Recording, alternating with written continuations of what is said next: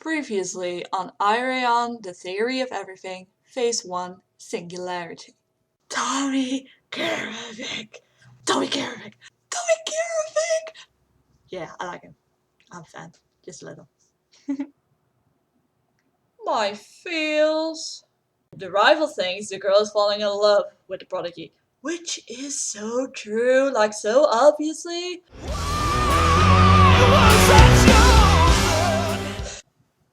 I'm enjoying this a lot. Let's move on to Phase 2. Symmetry. The consultation. The mother takes the prodigy to a psychiatrist for assessment. He performs a diagnostic interview and a battery of tests on the prodigy. This song got to me. The psychiatrist asks some questions, which the prodigy answers with that he feels very out of place and that he sees things in his dreams that aren't from this world. The mother more than once asked the psychiatrist if he can help the prodigy to, get out of his shell. At the last part of the song, the prodigy joins the mother in the need for help, and Tommy shouts out, and that's beautiful, by the way. The part that the prodigy sings is the same thing as that the mother and the father sang in the last song. And that's a very nice touch up to make the whole thing round, so that you can see that the mother, the father, and the prodigy have a need to let the prodigy be helped, although it's for different reasons. But at this point, I honestly was thinking, no, the prodigy can't be helped until you hear the next song. Diagnosis. The psychiatrist informs the mother and father of his findings, but will they accept the unconventional course of treatment he suggests? The song in which a drug magically appears, the psychiatrist is an idiot telling them, and the father is a major pain in the ass. The end. For real now. The psychiatrist tells the father and the mother of a drug that he is experimenting on still. How can you give a drug to people that isn't registered yet? How? The father, of course, is very happy with the drug and immediately wants to start on it and wants to know all about it. The mother is kind of held back until she hears that it's still in an experimental state and there may be some side effects, just a few, like extreme delusions. Is the mother the only one there thinking that it might not be smart to give that to a kid?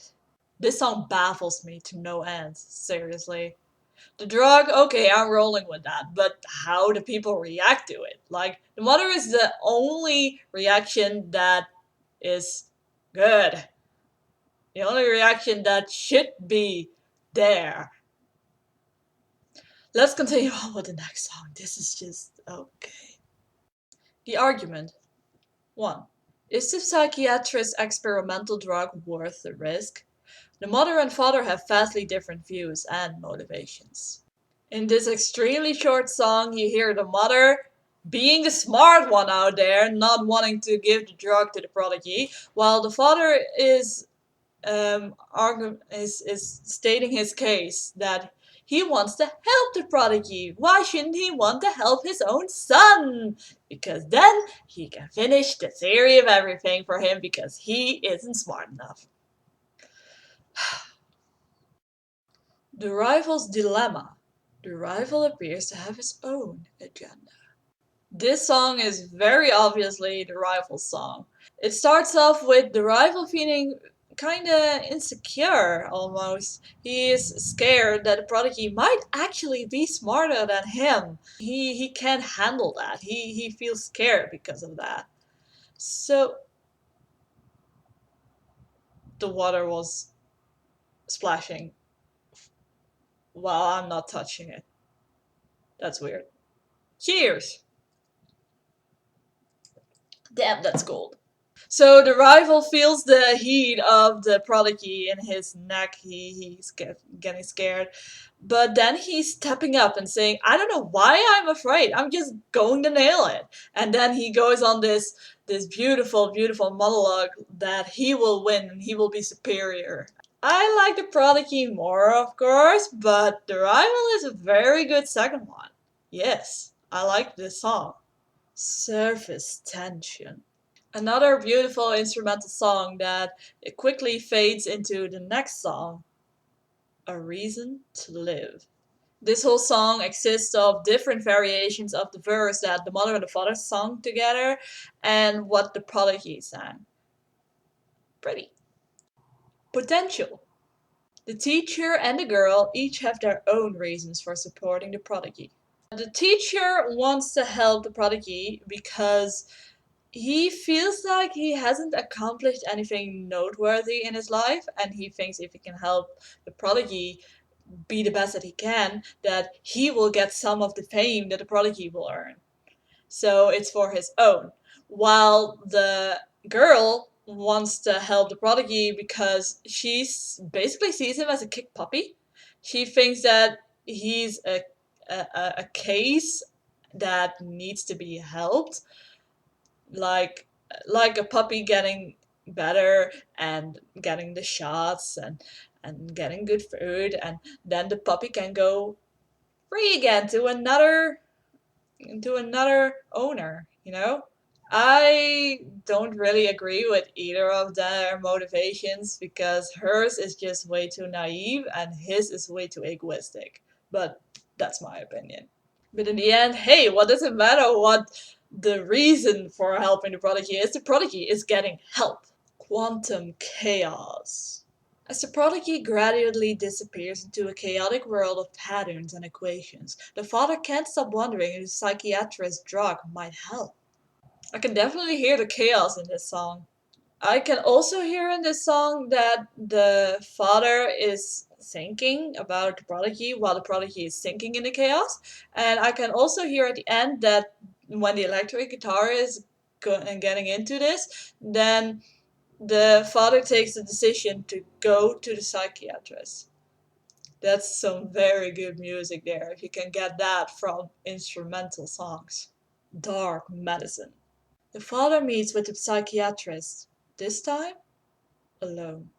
So the father goes to the psychiatrist to ask for the drug, and of course the psychiatrist gives him the drug because why the hell not? It's not like it has consequences, right, right, right. Okay, so he gives him a low dose, or advises it at least. You know, you can't trust that father, methinks. Then the father also says that let's keep it between you and me because no one needs to know this, you know. I don't think the father needs to worry that much about it as a psychiatrist because if anyone finds out that shit, he is doomed. He is losing his job. But that's his choice. Apparently, he thinks science is more important than having a job and earning money and having a reputation. Okay, that's his choice. Fair enough. So the father starts secretly giving the drug to the prodigy, and what happens, you'll hear in the next song. Alive! The father has been secretly putting the drug in the prodigy's food. The results are almost immediate and stunning. Because of the drug, the chaos is leaving the mind of the prodigy, and he starts to see things clearly now. You can also hear this in the way Tommy sings the lyrics, because he's doing way more ad-libs and that kind of stuff. So that's very well thought out. The father sings, and I quote, I never doubted you. I always knew you'd win this fight. Really? If you thought he would win this fight, why did you get him the drug? There is something wrong with your logic. And then the father is overjoyed and starts screaming, and the end. The prediction.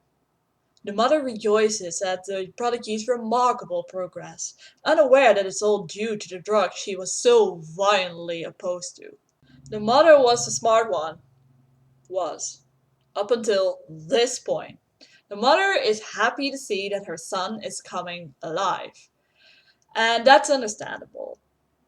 Also, you have to have some trust in people, so she doesn't think that the father did anything. Okay. You know your son from the day that he was born. And suddenly, like from day one to day two, he has a personality change. You don't think something happened?